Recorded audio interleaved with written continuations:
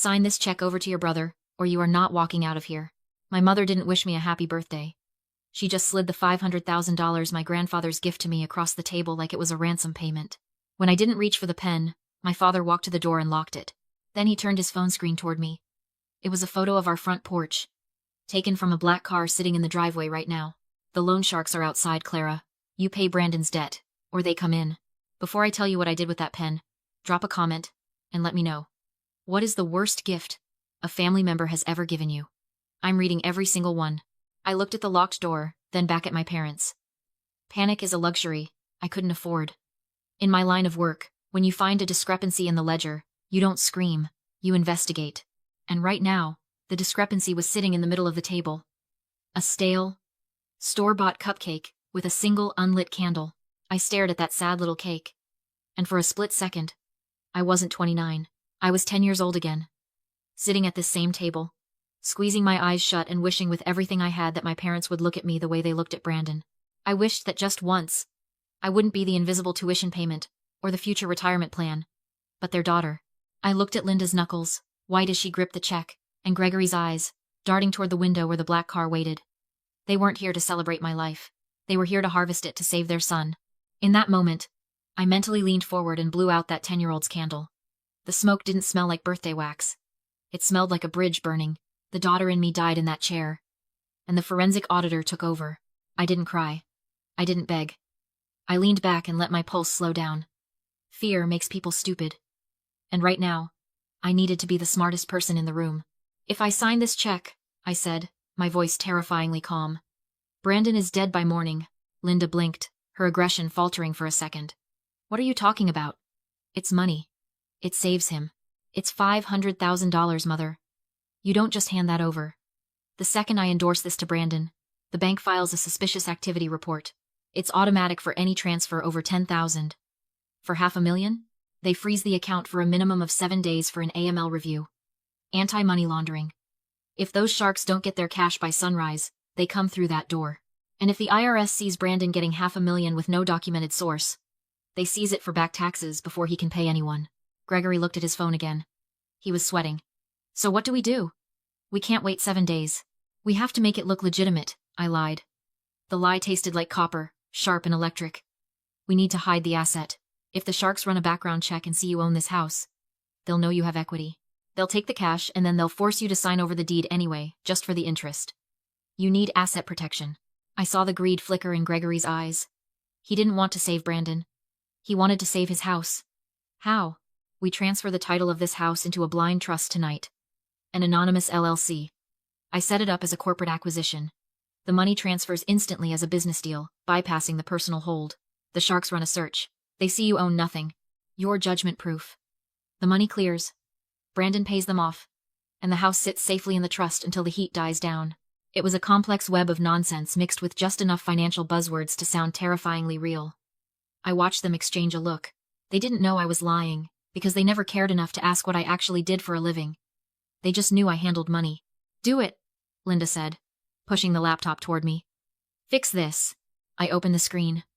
The blue light reflected in my eyes, hiding the fact that I wasn't saving them. I was digging their grave. Dad scrambled out of the room to get his laptop, his footsteps heavy and frantic on the hardwood. He was running to fetch the shovel I was going to use to bury him. I sat there in the silence with Linda. She was watching me, her chest heaving, probably congratulating herself on finding the right button to push. She thought she had broken me. She thought she was looking at a daughter who had finally fallen in line, but she was looking at a creditor. I looked around the room while we waited. It really was a beautiful dining room. Hand-cut Italian marble floors, custom wainscoting, a crystal chandelier that probably cost more than my first car. I knew exactly how much all of this cost, because I knew exactly where the money came from. It didn't come from Gregory's job. It came from my femur. When I was 18, a semi-truck ran a red light and T-boned my sedan. I spent 3 months in traction and learned to walk again before I went to prom. The insurance settlement was substantial. $185,000. Pain and suffering, they called it. I remember the day the check arrived. Linda held my hand. She told me I was too young to manage that kind of wealth. She said they would put it in a safe investment account for me, for when I was ready to buy a home or start a family. I trusted them. I was 18, and I was in pain, and they were my parents. 2 months later, Brandon drove his pickup truck through the front window of a liquor store. He blew point 1 to 8. It should have been prison. It should have been a felony record. But suddenly, my parents had the cash for the best criminal defense attorney in the state. Brandon got probation.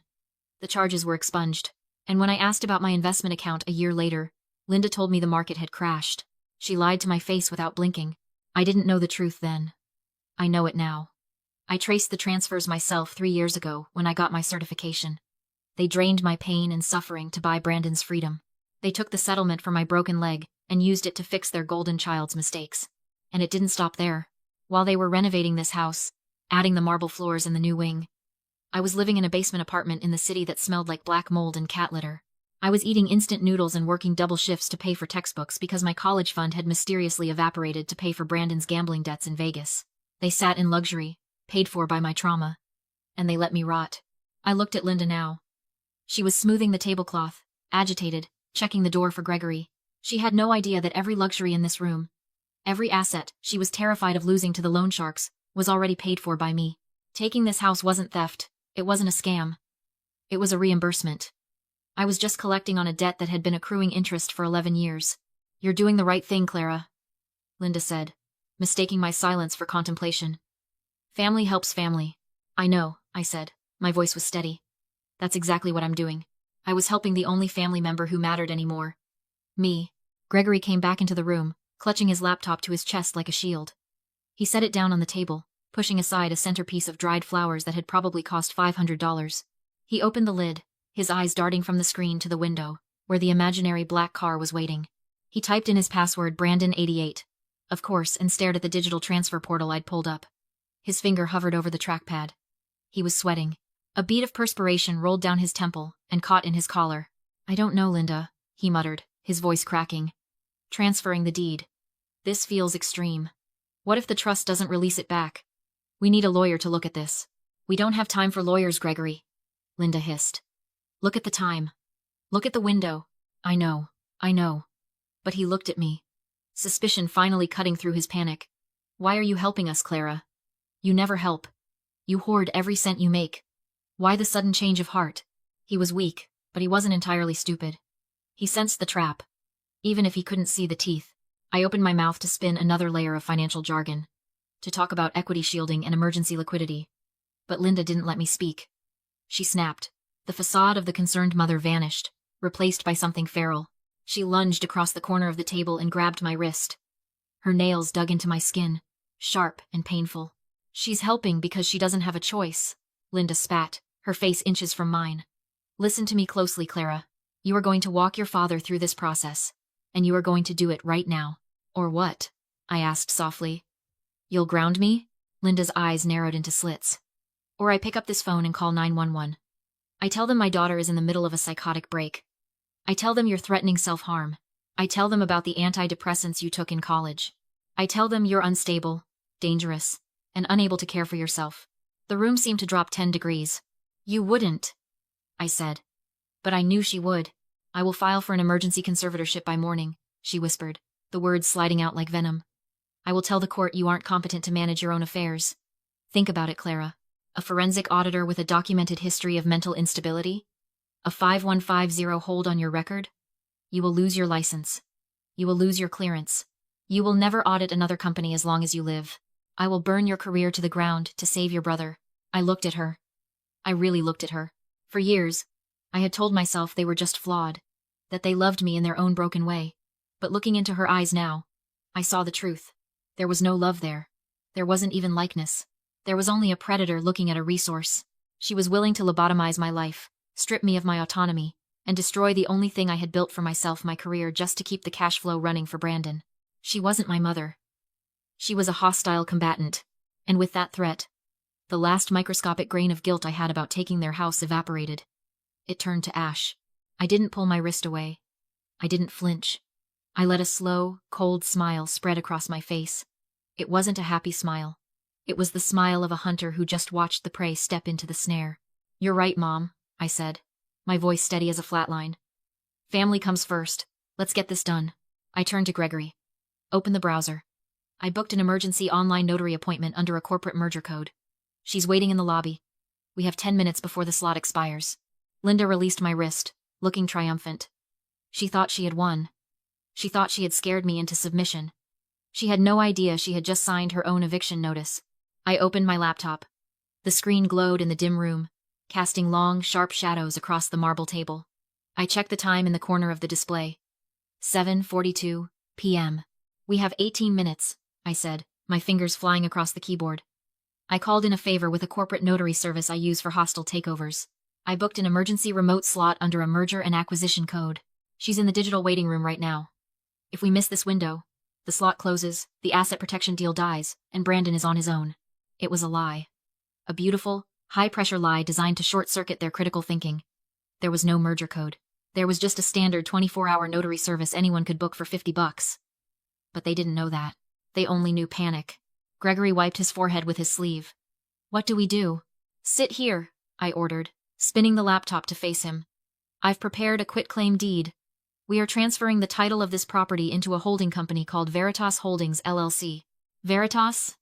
Linda squinted at the screen. Who owns that? It's a blind trust shell, I said, layering the bullshit with confident rapid-fire delivery. It shields the asset. If the loan sharks run a title search tomorrow, they'll see the house was sold to a corporate entity. It looks like you liquidated. They can't put a lien on a house you don't own. It effectively makes you judgment-proof while the money moves. And the taxes? Gregory asked, his voice trembling. He was always terrified of the IRS. That's why we do it this way, I said, leaning in. If I just give you the check, it's a gift. You get hit with a 40% tax, but if we structure it as a corporate asset liquidity exchange, we bypass the gift tax threshold entirely. It's called layering. It's how the ultra-rich stay rich. They nodded. They didn't understand a word I was saying, but they nodded because they wanted to believe there was a magic trick that fixed everything. They were greedy. And greed makes people incredibly easy to deceive. The video call connected. A woman in a blazer appeared on the screen, looking bored. Good evening. I have a deed transfer for signatures? Yes, I said.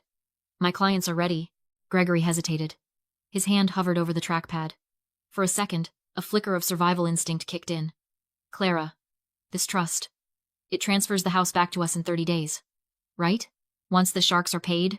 I looked him dead in the eye. I didn't blink. The contract follows the money, Dad. Once the debt is settled, the asset creates balance. It was a technically true statement. The debt was the money they stole from me. The balance was the house. He looked at me. Then he looked at the window, terrified of the invisible men in the black car. Guilt has a way of narrowing vision. It doesn't make people stupid, it makes them afraid. They were so focused on loan sharks, scandal, and reputation that they never saw the real threat sitting across the table. They signed because they thought I was on their side. They never imagined the daughter they'd bullied for 29 years had finally learned how to bite. Sign it, Linda snapped. Gregory clicked. Digital signature. Accepted. Linda followed. Accepted. The notary stamped the screen. The seal turned green. It's done. Gregory exhaled. The house is safe. Yes, I said, closing the laptop. It is now. Linda extended her hand. Give me the check. I picked up the $500,000 check, the bait, and walked to the shredder. Grandpa always said never write a check your integrity can't cash. I turned the machine on and fed the check into the blades. The silence afterward was crushing. Gregory lunged for me, roaring. I raised my phone. I'm live streaming, I said calmly. Touch me, and this goes straight to the police. He froze. The rage drained from his face. You lied, Linda whispered. You said the trust would give the house back. I said the contract follows the money, I replied. And it did. Veritas Holdings is mine. Veritas, Latin for truth. I explained what they already knew. The house now repaid the money they'd stolen from my settlement. Plus interest. The debt was settled. We'll sue you, Gregory shouted. Please do, I said. Explain to a judge how you signed a quitclaim deed to hide assets and evade taxes. Silence. You can fight the eviction, I continued. Hand on the door. Or you can be out by noon tomorrow. Otherwise, the forensic audit goes to the IRS and the DA. I left them there small, trapped, terrified. At 2:14 a.m., my phone alerted me. Motion detected. Brandon was breaking into my old apartment with a tire iron, hunting cash that wasn't there. Smile, I said through the app. You're on the cloud. I sent him on a pointless task. He was still clawing at an empty vent when the police arrived. 30 days later, my parents live in a motel. The house is sold. The money is secure. Grandpa slid a new check across the desk. $500,000. For your own firm. This time, my hand didn't shake. I burned the bridge so the demons couldn't follow. If you've ever escaped a toxic family, you're not alone.